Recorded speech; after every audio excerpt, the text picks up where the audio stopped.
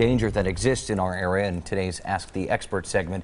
Doesn't take long to get frostbite or hypothermia in the weather that we are about to experience. Dr. Jacqueline Paykel from the Medical College of Wisconsin joins us live this afternoon.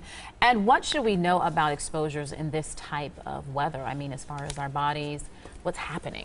Well, we should avoid exposure as much as possible. Any skin that is open to that cold can become very cold and actually get frostbite, etc. Tell us about hypothermia. A lot of people don't quite know the exact definition. What is it and what causes it? Well, it's actually the body is losing more heat than it can create.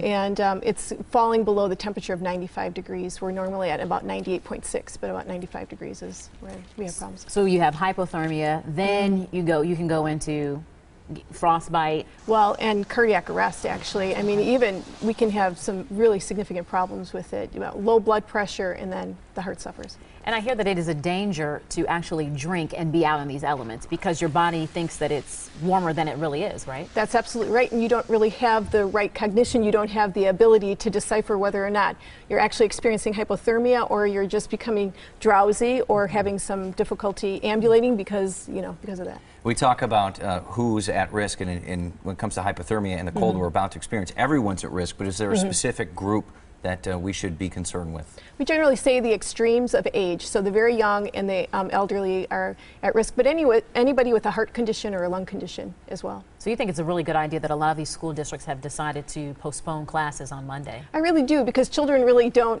like to cover up as much as we want them to, and so I think it's a really good idea, yeah. People are stubborn. Wisconsinites are a stubborn bunch. We think we can go out in the cold.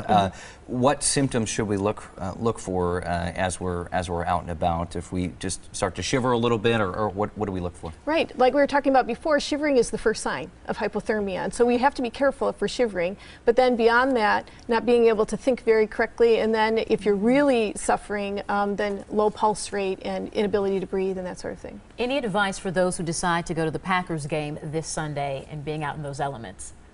Stay warm, cover up as much as possible, stay dry, and don't drink. All right, well, there it is. If you have a question for the expert, email them to us, asktheexpert@todaystmj4.com. You can also leave us a voicemail. The number is on the screen, but it's 967-52